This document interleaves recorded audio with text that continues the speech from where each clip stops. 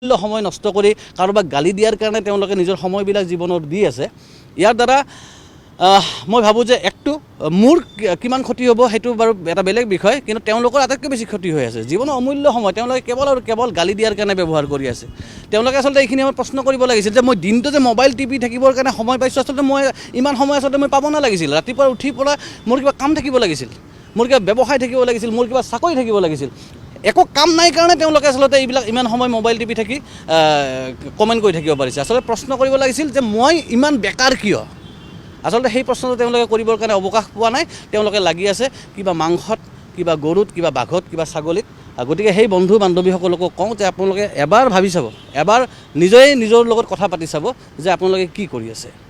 আপুনি প্ৰথমতে এটা কথা ক'লে, মই যেতিয়া প্ৰথমটো প্ৰশ্ন কৰিছিলোঁ যে আপুনি এই বিষয়টোক লৈ যেতিয়া সামাজিক মাধ্যমত মাত মাতিলে, তাৰপিছত আপোনাৰ বিৰুদ্ধেও বিভিন্নজন সৰব হৈ পৰিছে, আপোনাক হিন্দু বিদ্বেষী বুলি কোৱা হৈছে। একাংশই ছ'চিয়েল মিডিয়াৰ জৰিয়তে এটা প্ৰশ্নও তুলিছে, সঁচাকৈ আপুনি হিন্দু বিদ্বেষী নেকি, নে এক প্ৰকাৰৰ যিটো লিবাৰেল বুলি কোৱা হয় সেই লিবাৰেল ভিউটোক ৰখাৰ বাবে আপোনাক টাৰ্গেট কৰা হৈছে, আপুনি কি বুলি ভাবে? মই প্ৰথম প্ৰশ্নটোৰ উত্তৰতে মই কৈছোঁ যে মই কোনো ধৰ্মৰ বিৰুদ্ধে নহয়, কেৱল হিন্দু বুলিয়ে নহয়, কোনো ধৰ্মৰ বিৰুদ্ধে নহয়। আৰু মই মানুহক ভাল পাওঁ, আৰু মই মানুহক ভাল পাওঁ কাৰণে যদি কোনোবাই বিপদত পৰিলে, এতিয়া মই এটা হিন্দু পৰম্পৰাৰ মাজত ডাঙৰ হৈছোঁ, মোৰ ঘৰখন হিন্দু পৰিয়াল, মই হিন্দু গাঁও এখনত থাকোঁ। মই সৰুৰ পৰা এতিয়া যদি মই ইয়াৰ পৰা খোজকাঢ়ি যাওঁতে উজুতি খাওঁ, মই ক'ব নোৱাৰাকৈ মোৰ মুখৰ পৰা হে ৰাম বা কৃষ্ণ বুলি মোৰ মুখৰ পৰা ওলাব। কেনেকৈ ওলাব এইটো মই নিজে নাজানো, কিয়নো সেই পৰম্পৰাৰ মাজত মই ডাঙৰ হৈছোঁ। কোনোবাই যদি সেই ৰিলিফখিনি আল্লাহ বুলি কৈ পাইছে তেতিয়াহ'লে, বা গড বুলি কৈ কোনোবাই পাইছে, তেতিয়াহ'লে মোৰ ক'ব লগা একো নাই। আল্টিমেটলি কোনো মানুহে জীৱনটো জীয়াই লৈ পৃথিৱীখনত আগুৱাই লৈ যোৱাৰ স্বাৰ্থত যদি কোনোবাই ক'ৰবাত শান্তি পাইছে, কাৰোবাক স্মৰণ কৰি, কাৰোবাৰ কথা প্ৰাৰ্থনা কৰি যদি কোনোবাই সাহস পাইছে, তেতিয়াহ'লে ঠিকে আছে। কেৱল আমাৰ প্ৰশ্নটো হ'ল যে সেইটো নিজৰ মাজত ৰখা বস্তু। আচলতে প্ৰদৰ্শন কিয়? প্ৰদৰ্শন বোলা বস্তুতে হ'ব নালাগে, কোনো ধৰ্মৰ ক্ষেত্ৰতে হ'ব নালাগে, কোনো ধৰ্মৰ ক্ষেত্ৰতে প্ৰয়োজন নাই। আনকি মই এই যে আজান দিয়ে যে মাইকত যে আজান দিয়ে যে, মই সেই কথাটোৰো বিৰোধিতা ব্যক্তিগতভাৱে কৰোঁ। কিয় প্ৰয়োজন আছে? মাইকটোত চিঞৰিলেহে আল্লাই শুনিব নেকি? তেনেকুৱা কোনো কথা নাই। কিন্তু কথাটো হ'ল মই ভাবোঁ যে যিকোনো ধৰ্মৰ ক্ষেত্ৰতে প্ৰদৰ্শনকামিতা বন্ধ কৰিব লাগে। ধৰ্ম বিশ্বাস এইবিলাক নিজৰ বস্তু, নিজৰ ভিতৰৰ বস্তু।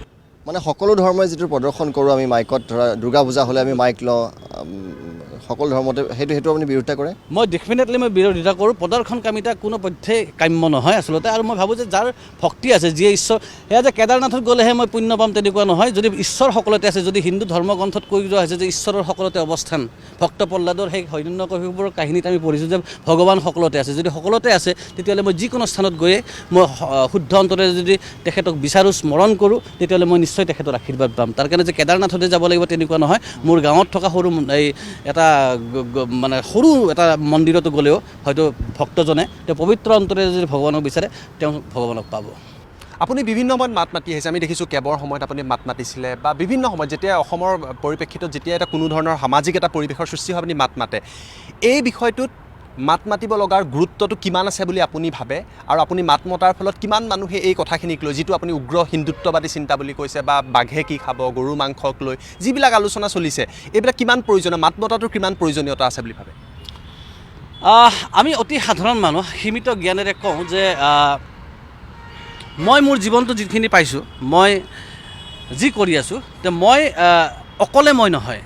এতিয়া মই এটা সৰু উদাহৰণ দিওঁ। মোৰ লগত নাটক কৰি থকা মোৰ সতীৰ্থসকল, তেওঁলোকে যদি কাইলৈ কৈ দিয়ে যে আমি আপোনাৰ লগত নাটক নকৰোঁ, তেতিয়াহ'লে এই যে মই নাট্যকাৰ, এই যে মই ডিৰেক্টৰ, সেইটো মোৰ 1 ছেকেণ্ডত মোৰ কোনো অস্তিত্ব নোহোৱা হৈ যাব। তেওঁলোকে মোৰ লগত নাটক কৰি আছে কাৰণে মই আচলতে নাট্যকাৰ বা মই ডিৰেক্টৰ। অৰ্থাৎ আমাৰ জীৱনটো সকলোকে লৈ, সমাজক লৈ, মই অকলে নহয়। মই কোন?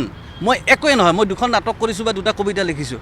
মোৰ 2টা কবিতা বা 2খন নাটক নহ'লেও পৃথিৱীখন চলি গৈ থাকিব। কিন্তু এই যে এতিয়া গৈ যে মই ভাত খাম, যে সেই ভাত কোনোবা খেতিয়কে খেতি কৰিছে কাৰণে আজি ভাত খাবলৈ পাম। মই কিন্তু পথাৰত গৈ পোৱা নাই। এদিন কিবা চখত গাঁৱত লগৰ ল'ৰাৰ লগত গৈছোঁ, এইটো বেলেগ কথা, কিন্তু মই উৎপাদনৰ সেই কামৰ লগত মই কেতিয়াও নিজকে জড়িত কৰা নাই। গতিকে আমাৰ এই গোটেই জীৱনটো ক'ব নোৱাৰাকৈ একদম সৰুৰ পৰা ওপৰলৈকে, মই এটা সৰু কথা কওঁ, ধেমেলীয়া কথা এটা। মোৰ এগৰাকী প্ৰেয়সী আছিলে কলেজত পঢ়ি থকা দিনত। তাৰপিছতে তাইৰ বিয়া হৈ গ'ল এজন ইঞ্জিনিয়াৰৰ লগত। তাৰপিছতে এদিন কিবা, আৰু তেতিয়া বেছি আছিলোঁ, অকণমান এগ্ৰেছিভ আছিলোঁ। এদিন কিবা ফোন কৰিলোঁ তাইক, আৰু ফোন কৰি মই ক'লোঁ আৰু ঢেৰ কিবা কিবি, এতিয়া অমুক তমুক হেন তেন, এনেকৈ ইঞ্জিনিয়াৰ পাই এনেকুৱা হ'লি তই, কিবা হ'লি তই, এইবিলাক কিবা কিবি মই কৈ গৈছোঁ। আৰু সেইখিনি সময়ত মোৰ গোটেই কথা মনত নাই। আৰু তাই সমস্ত কথা মনোযোগ দি শুনিছিলে আৰু মোৰ গোটেই কথাখিনি বক্তব্য এইটোৱে আছিলে যে এইটো আচলতে লাইফ নহয়, লাইফ আমাৰহে, এইটোহে জীৱন। তেতিয়া অলপ কবি মানে এনেকুৱা ধৰণৰ আৱেগটো অলপ বেছি আছিলে, এইটো কি এতিয়া তোৰ এটা ভাল মানে ফ্লেটত আছ বা এনেকুৱা লাইফষ্টাইলত আছ, কিন্তু আচল জীৱন ক'ত, আমাৰ তাতেহে আছিলে, আমাৰ মাজতে আছে, এনেকুৱা ধৰণৰ কিবা কিবি অলপ বিজ্ঞাপন ধৰ্মী বেছি আৱেগিক লেকচাৰ এটা তাইক মই দি আছিলোঁ। তাৰপিছত তাই চব কথা শুনি থাকি শেষ মুহূৰ্তত কৈছিলে যে তই যে ইমান সময় মোক গালি দিব পাৰিলি, কোনোবাই ক'ৰবাত বহি এই নেটৱৰ্কৰ যে কামটো কৰি আছিলে, তাইৰ হাজবেণ্ডে এই মোবাইল নেটৱৰ্কিঙৰ কাম কৰে, তো সেই কামটো কোনোবাই কৰি আছে কাৰণেহে তই এতিয়া ইমান শান্তিত মোক গোটেইখিনি হিয়া উজাৰি গালি দিব পাৰিলি, আৰু সেইটো কৈ তাই ফোনটো কাটি দিছিলে। তাৰপিছত মই ভাবিলোঁ 1 ছেকেণ্ডৰ কাৰণে এইটো কি কৈ দিলে। অৰ্থাৎ আমি ক'ব নোৱাৰাকৈ আমাৰ জীৱনটোত বহু মানুহৰ অৰিহণা আছে, আৰু সেই গোটেই মানুহখিনিক লৈ আচলতে আমাৰ সমাজ, আৰু সেইকাৰণে যিটোকে গোটেই সমাজখনৰ ময়ো এটা সৰু অংশ, গতিকে মোৰ চকুত পৰাটো কথা, মোৰ দৃষ্টিত পৰা কথাটো মই ক'বই লাগিব। মোৰ কথা হয়তো এজনো নুশুনিব পাৰে, মই সামান্য মানুহ, মোৰ কথা কোনেও পাত্তা নিদিব পাৰে, নিদিয়ক। কিন্তু মই মোৰ পিছৰ প্ৰজন্মৰ ওচৰত যাতে যেতিয়া বুঢ়া হ'ম, সিহঁতৰ আগত যাতে মই লাজ পাব লগা নহ'ল। মই হাৰ জিক কি, আজি মোৰ কথাটো ৰ'ল কাৰণে মই জিকি গ'লোঁ, বা মোৰ আজি কথাটো সফল নহ'ল কাৰণে মই বিফল হ'লোঁ, তেনেকুৱা নেকি কথাবিলাক? তেনেকুৱা একেবাৰে নহয়। কিন্তু মোৰ নিজৰ প্ৰজন্মৰ, মোৰ ল'ৰাটোৱে, মোৰ ছোৱালীজনীয়ে ভৱিষ্যতলৈ যাতে ক'ব নোৱাৰে যে সেইখিনি সময়ত তই কি কৰি আছিলি বে, এনেকৈ যাতে মোৰ ল'ৰাটোৱে মোক গালি দিব নোৱাৰে আজিৰ পৰা 20 বছৰ পিছত, সেই কথাটোক মই অন্তৰৰ পৰা বিশ্বাস কৰা কথাখিনি, সেইকাৰণে এই সময়খিনিতে কৈ যাব বিচাৰোঁ। কেতিয়াবা যদি গান, কেতিয়াবা নাটক, আৰু কেতিয়াবা গান নাটক একো নহ'লে এনেকৈ কৈ দিম। আমি খুব দীঘলীয়া নকৰোঁ। আজি বিষয়টো লৈ আহিছোঁ যে বিগত 24 ঘণ্টা ধৰি হিমাংশু প্ৰসাদ দাস খুব ধৰণে ভাইৰেল হৈ আছে। কোনোবাই গালিও পাৰিছে, কোনোবাই সমৰ্থনো কৰিছে। কিন্তু এটা কথা আপুনি যদিও ক্লিয়াৰ কৰিছে, মই আকৌ এবাৰ সুধিছোঁ যে আপুনি এই দুদিনত যিখিনি কথা কৈছিলে, এনেকুৱা লাগিছিলে যে আপুনি খুব হিন্দু বিদ্বেষী, যাৰ বাবে ইমানখিনি মানুহে যেতিয়া আপোনাক গালি পাৰিছে, ক'ৰবাত নহয় ক'ৰবাত আপোনাৰ কথা ভুল হৈছে, কাৰণ সকলো মানুহে আপোনাক হিন্দু বিদ্বেষী বুলি ইমান কমেণ্ট আহিছে, কিয় কৈছে? মই কিন্তু বাৰে বাৰে কৈছোঁ, মই হিন্দু বিদ্বেষী কেনেকৈ হ'ম? মই হিন্দু বিদ্বেষী নহয়, মই ইছলাম বিদ্বেষী নহয়, মই খ্ৰীষ্টান বিদ্বেষী নহয়। মই কেৱল বিদ্বেষী মই কৈছোঁ যে উগ্ৰতাৰ, মই উগ্ৰতাৰ বিৰুদ্ধে, মই জীৱনৰ সপক্ষে আৰু মৃত্যুৰ বিৰুদ্ধে। মই সদায় যিখিনি চেষ্টা কৰোঁ, মই জীৱনত যোগাত্মকভাৱে কথা ক'ব চেষ্টা কৰোঁ। সফল হৈছোঁ বিফল হৈছোঁ এটা বেলেগ বিষয়, কিন্তু কথাটো হ'ল ধ্বংসাত্মক কথাৰ মই সপক্ষে নাই। হিৰোশ্বিমা নাগাচাকিত বোমা পেলাইছিলে, সেয়া ইতিহাস সকলোৱে জানে, কিন্তু আমি হিৰোশ্বিমা নাগাচাকিত সেই বোমা পেলোৱা ইতিহাসলৈ ব্যস্ত হ'ব নোখোজোঁ। আমি ব্যস্ত হ'ব খোজোঁ যে সেই হিৰোশ্বিমা নাগাচাকিত তাৰ পিছত আকৌ কোনোবাই ফুলনি ৰুইছিলে, ফুল ৰুইছিলে, বাগিচা ৰুইছিলে, অৰ্থাৎ ধ্বংসতে সকলো সীমিত হৈ নাযায়। তেতিয়াহ'লে হিৰোশ্বিমা নাগাচাকিত এতিয়াও মানুহ কেৱল উচুপি কান্দিয়ে থাকিলেহেঁতেন, কিন্তু নহয়। মানুহে জীৱনক ভাল পায় কাৰণে সেই হিৰোশ্বিমা নাগাচাকি যি ছেকেণ্ডৰ ভিতৰত ধ্বংসস্তূপত পৰিণত হৈছিল, এতিয়া যদি আমি তালৈকে যাম, তাত আমি দেখিম যে মানুহে নতুন জীৱনৰ কাৰণে ষ্ট্ৰাগল কৰিছে, চেষ্টা কৰিছে। এটা কথা মই আপোনাৰ পৰা জানিব বিচাৰিছোঁ, এইখিনি কথাৰ মাজতে আপুনি যিটো প্ৰথমতে কৈছিলে, আপুনি বিভিন্ন ছবিৰ লগত জড়িত হৈ আছে, নাটকৰ লগত জড়িত হৈ আছে, মই অলপ এই বিষয়টোৰ পৰা কিছু অলপ আঁতৰত আহি আপোনাক সুধিব বিচাৰিছোঁ। এই লকডাউনৰ ফলত আপোনালোকৰ এই সমগ্ৰ উদ্যোগটোত কিমান বেয়া প্ৰভাৱ পৰিছে আপুনি গম পাওঁ। এই ষ্ট্ৰাগলটো কি হ'ব? সামাজিকভাৱে আপোনালোকে যি কৰি আছেতো সেইটো মই মানিছোঁ, তাৰ লগত যিটো আপোনালোকৰ ষ্ট্ৰাগল, নতুন ছবি এখনো আপুনি কৰিছিলে, এই বিষয়টো মই অলপ জানো। সেইটোতো এটা সামগ্ৰিকভাৱে সকলোৰে মানে বিপদ এটা। এইটো কেৱল যে আমাৰ বিপদ হৈছে তেনেকুৱা নহয়, সকলোৰে বিপদ। আৰু সকলোতকৈ ডাঙৰ কথা, একদম প্ৰেক্টিকেল কথা, মানুহে আচলতে খাদ্য, বস্ত্ৰ, বাসস্থান, চিকিৎসা এই গোটেইবিলাক হোৱাৰ পিছতে আচলতে এণ্টাৰটেইনমেণ্টৰ কথাটো আহে, মনোৰঞ্জনৰ কথাটো। প্ৰথমতে খাব লাগিব, ল'ৰা ছোৱালীক এডমিশ্যন দিব লগা আছে, কিবা দিব লগা আছে, এই গোটেই সমস্যাবিলাক সামৰি গ'ল। তাৰপিছত অকণমান পইচা ৰৈছে, তাৰপিছত এখন থিয়েটাৰ আহিছে, নাটক চাওঁ, বা এখন চিনেমা আহিছে, চিনেমা চাওঁ। এইবিলাক বহুত পিছৰ কথা আচলতে। প্ৰেক্টিকেল ফিল্ডত আমি আচলতে দেখা পাওঁ যে বেছিভাগ মানুহে সমস্যাৰ মাজত ডুবি আছে। গতিকে আমাৰ নাটক, চিনেমা চাবৰ কাৰণে তেওঁলোকৰ আচলতে এই মুহূৰ্তত আৰ্থিকভাৱে বেছিভাগ মানুহৰে সকাহ নাই, বা যাৰ হাতত বহুত বেছি পইচা আছে তেওঁলোকে এইটো গান নাটক ভালেই নাপায়, তেওঁলোকে চোৱাৰ কাৰণে আগ্ৰহেই নকৰে, সেইটো এটা বেলেগ বিষয়। কিন্তু কথাটো হ'ল, হয় এইখিনি সময় এটা সামগ্ৰিকভাৱে সকলোৰে কাৰণে বেয়া সময়, কিন্তু বেয়া সময় থাকেই বুলি আমি ভাবোঁ যে প্ৰত্যেকটা ফেজতে কিছুমান এনেকুৱা, হয়তো COVID-19ৰ নামত যদি বিপদ আহিছে, হয়তো কেতিয়াবা আৰু কিবা বেলেগ নাম লৈ কিবা বেলেগ বিপদ আহিব। কিন্তু মই সকলোকে এটা কথাই ক'ব খোজোঁ যে আমি যুদ্ধ চলাই গৈ থাকিব লাগিব, আৰু মই নিজে নমৰালৈকে মই গান, নাটক, চিনেমাৰ মাজেৰে আচলতে মই মোৰ ভাতমুঠিও যোগাৰ কৰিব খোজোঁ, আৰু সামাজিক দায়বদ্ধতাখিনিও পালন কৰিব খোজোঁ। আৰু কোনো পধ্যেই মই এই জীৱনটোত মই এই কামটো বাদ দি মই বেলেগ কাম কৰাৰ কথা চিন্তা কৰিব নোৱাৰোঁ, আৰু নিশ্চয় এদিন ভাল দিন আহিবই। হয়, শেষ প্ৰশ্ন খুব চুটিকৈ সুধিছোঁ। আপুনি যিটো মাংসৰ কথা লৈ বিতৰ্ক চলি আছিলে, আপুনি এখন তাৰ লগত ৰিলেটেড হয়নে নহয় মই নাজানো, আপোনাৰ এখন নতুন চিনেমাও আহি আছে, গৰু নামটো, আৰু এখন তৰোৱাল বিক্ৰী কৰিব খুজিছে, আমি লাচিতৰ তৰোৱাল, খুব চমুকৈ, কি দুটা বস্তু? গৰু আমাৰ চিনেমা আহিব লগা চিনেমা এখন, যিখন চিনেমা প্ৰথমতে কা আন্দোলনৰ কাৰণে মুক্তিৰ কাৰণে ৰৈ থাকিলে, তাৰপিছত ক'ভিড-19 আৰু চিনেমাখন সম্পূৰ্ণৰূপে সাজু হৈ আছে। হয়, তাতে গৰুৰ মাংসৰ কথা নাই, কিন্তু গৰু এটা গুৰুত্বপূৰ্ণ বিষয়।